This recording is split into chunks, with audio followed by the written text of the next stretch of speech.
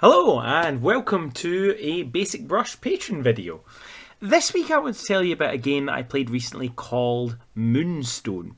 Moonstone is a skirmish game which involves between 6 and 8 models. You can play less, but my experience is that lower than that and the balance starts to go a little bit awry.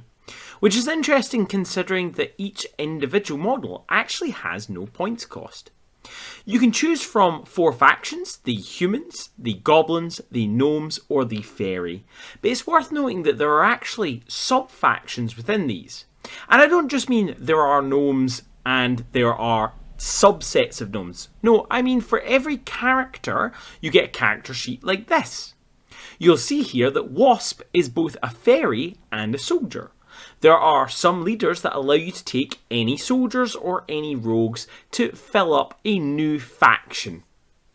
That could of course get quite expensive as the models are sold in packs of 3 and normally, sod's law, you just need one of the 3. But once you've decided on your crew, literally just deciding with your opponent how many you're going to have, you choose them and you're good to go. The way the game works is all about Moonstones. If you remember back in the day when we had Mordheim and we had Warpstone, Moonstones are similar. I really like their mechanic. You take a nice handful of D4s, you give them a really good shake and throw them up in the air. Where they land on your 3x3 mat actually determines where the Moonstones will be. The number on the highest point of your D4 will determine how low they are. You have to go and pick them up. A 1 indicates they're on the surface, you can just pick them up. Whereas 4 would mean that they're 4 deep, meaning you would need to dig them up several times for them to reach the surface. Once you've set up all your terrain, you then set up your models, taking turns, and we move on to our actions. So the first action that everyone gets is a jog. The jog is a free action which is a 4-inch move. However, if you're carrying a Moonstone, that is reduced to just 2 inches.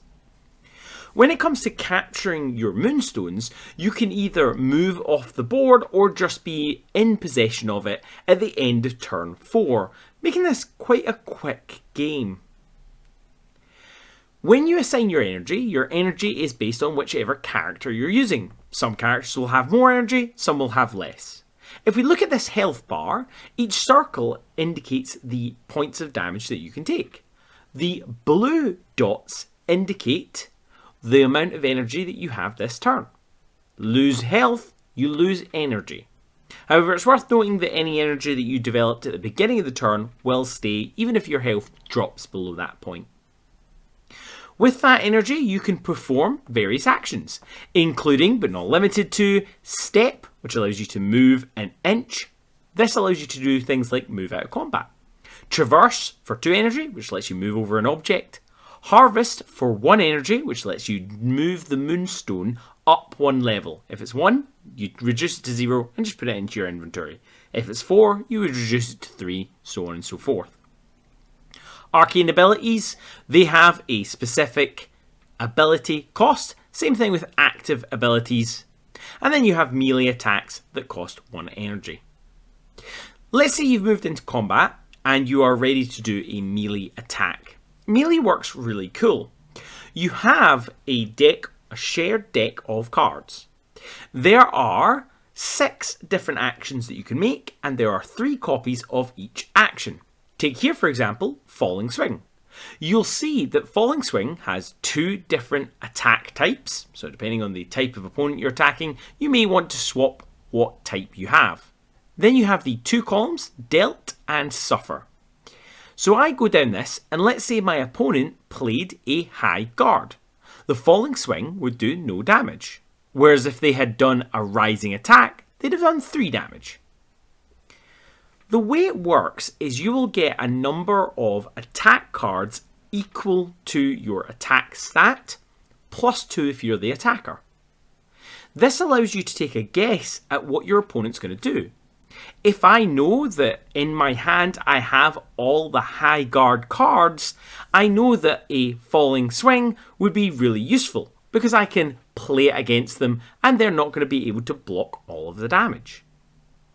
The other handy thing about having lots of cards is if you have more than one, then you stack the damage. So if I did 3 falling swings, it would do 3 times the amount of damage. You may also know the yellow dot. A yellow dot means basically a rip to post. Your opponent gets to immediately make an attack. However, it's against the card you already revealed. This means that if they manage to play a high guard against my falling swing, since the yellow is on a no entry sign, it's doing no damage and my opponent can now play a card. If they played rising attack, for example, I would then take loads of damage. The other way of fighting is using active or magic abilities.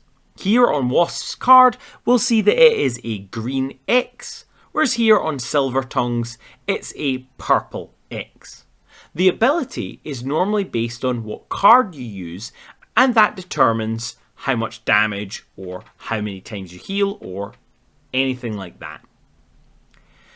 When you're going to attack, it's a similar idea. We're going to draw, this time from the Arcane deck.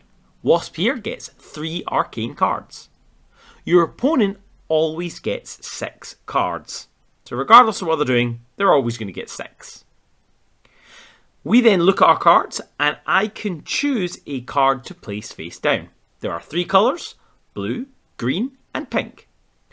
In those 3 colours, there are 3 numbers, 1, 2 and 3. There are 3 1 cards, 2 2 cards and 1 3 card. So my opponent will have 6 cards to choose from and they'll be able to see a range. If they have the only pink 3 card, they know that I must not have a pink 3 card. I can then play one of my cards.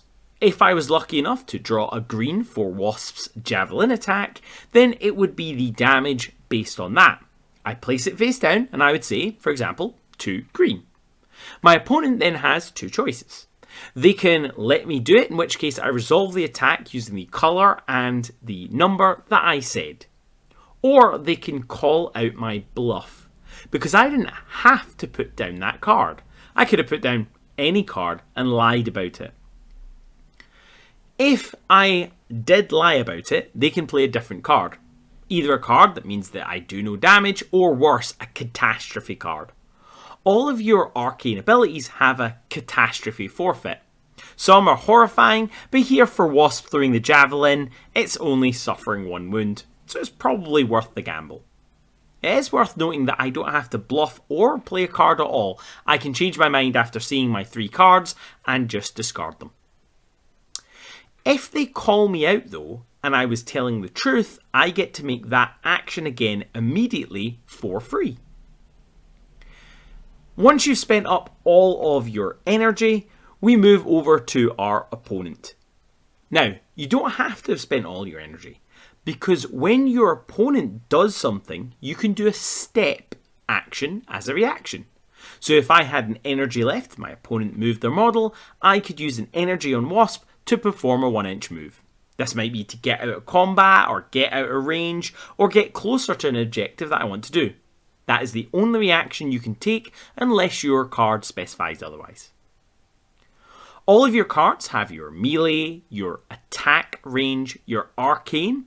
The evade stat means the negative your opponent has targeting this model. Wasp has a -2, which means that if they were trying to do an arcane ability against Wasp, they'd have 2 less cards. We have their various special abilities, and then we have their health at the bottom. On the other side of the card, we have a special ability. The special ability is used when you're performing an attack, or when you're being attacked. Here, for example, Wasp's diving attack replaces the high guard special. It does those damages against those actions. Often, these will also have a special ability, such as the fairy often being able to run away without taking any more damage. So, you alternate between each other, you're taking turns, performing actions, and at the end of the turn, if you've got a Moonstone, great. If not, keep going. At the end of round 4, the person with the most Moonstones win. Simple. I played this as a practice game against my friend Neil, and it was a lot of fun. We started off with just 4 characters, and it led to some absolutely epic moments where, for example, Wasp went and killed his leader in a sort of suicide attack by using a thrust, which is the most dangerous, the one that leaves you open. But I had 3 of them, so I knew he wasn't going to do it, so I ended up doing 9 damage, which was fantastic. We then played another game with the full forces taking 6 aside, and I rather cheesily used one of my characters called Silvertongue to bump up my Fencer.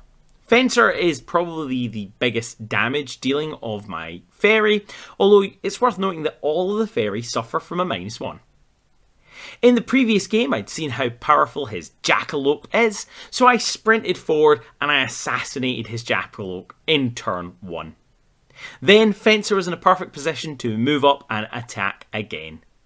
Sadly, things didn't go any better for Neil, and his forces kind of crumbled in the face of this onslaught. We ended it after just 3 turns, because at this point I already had in my possession 4 Moonstones out of the total of 6 available, so there was no coming back. I hope you'll check this out. If you've got any questions, do leave them below, and at some point I will definitely talk through my full battle report.